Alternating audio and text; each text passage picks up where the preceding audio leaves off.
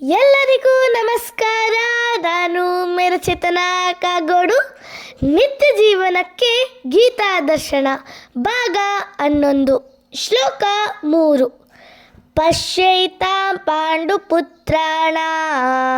ಆಚಾರ್ಯ ಮಹತೀಂ ಚಮೂಂ ವ್ಯೂಢಾಂ ದೃಪದಪುತ್ರೇಣ ತವ ಶಿಷ್ಯೇಣ ಧೀಮತಾ.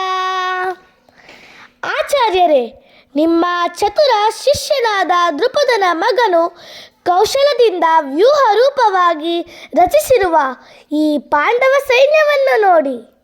ಇದರ ಭಾವಾರ್ಥ, ವ್ಯವಹಾರ ಚತುರನಾದ ದುರ್ಯೋಧನನು ಶ್ರೇಷ್ಠ ಬ್ರಾಹ್ಮಣ ಸೈನ್ಯಾಧಿಪತಿಯಾದ ದ್ರೋಣಾಚಾರ್ಯರ ದೋಷಗಳನ್ನು ಎತ್ತಿ ತೋರಿಸಲು ಬಯಸಿದ. ಅರ್ಜುನನ ಹೆಂಡತಿ ದ್ರೌಪದಿ, ಅವಳ ತಂದೆ ದೃಪದ. ದ್ರೋಣಾಚಾರ್ಯರಿಗೂ ದೃಪದನಿಗೂ ಒಂದು ರಾಜಕೀಯ ಕಲಹವಾಯಿತು.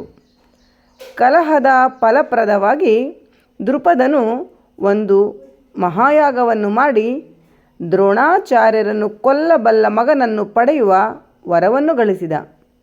ಇದು ದ್ರೋಣಾಚಾರ್ಯರಿಗೆ ಚೆನ್ನಾಗಿ ತಿಳಿದಿತ್ತು. ಆದರೂ ದೃಪದನ ಮಗ ದೃಷ್ಟದ್ಯುಮ್ನನಿಗೆ ಯುದ್ಧ ವಿದ್ಯೆಯನ್ನು ಕಲಿಸಲು ಅವರಿಗೆ ಒಪ್ಪಿಸಿದಾಗ ಉದಾರ ಮನಸ್ಸಿನ ಬ್ರಾಹ್ಮಣರಾಗಿ ಅವರು ತಮಗೆ ತಿಳಿದ ಎಲ್ಲ ಅಸ್ತ್ರ ಶಸ್ತ್ರ ರಹಸ್ಯಗಳನ್ನು ಅವನಿಗೆ ಹೇಳಿಕೊಡಲು ಹಿಂದೆಗೆಯಲಿಲ್ಲ. ಕುರುಕ್ಷೇತ್ರ ರಣಭೂಮಿಯಲ್ಲೀಗ ದೃಷ್ಟದ್ಯುಮ್ನನು ಪಾಂಡವರ ಪಕ್ಷವನ್ನು ಸೇರಿದ್ದ. ಸೇನಾವ್ಯೂಹದ ರಚನೆಯ ಕಲೆಯನ್ನು ದ್ರೋಣಾಚಾರ್ಯರಿಂದ ಕಲಿತು ಈಗ ಅವನೇ ವ್ಯೂಹ ರಚನೆ ಮಾಡಿದ್ದ. ದ್ರೋಣಾಚಾರ್ಯರು ಸಮರದಲ್ಲಿ ಎಚ್ಚರದಿಂದಿದ್ದು ಯಾವ ರೀತಿಯಲ್ಲಿಯೂ ಬಿಗಿ ಸಡಿಲಿಸದಂತೆ ಇರಬೇಕೆಂಬ ಉದ್ದೇಶದಿಂದ ದುರ್ಯೋಧನನು ಅವರ ತಪ್ಪನ್ನು ಅವರಿಗೇ ತೋರಿಸಿಕೊಟ್ಟ.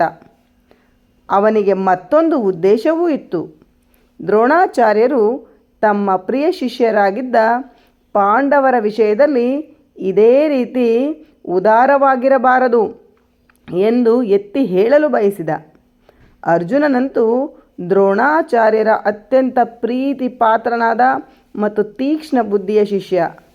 ಹಿಂದೆ ತೋರಿದಂತಹ ಔದಾರ್ಯವನ್ನೇ ಯುದ್ಧದಲ್ಲಿ ತೋರಿದರೆ ಅದರಿಂದ ಸೋಲಾಗುತ್ತದೆ ಎಂದು ದುರ್ಯೋಧನನು ಎಚ್ಚರ ವಹಿಸಿದ್ದ. ಧನ್ಯವಾದಗಳು.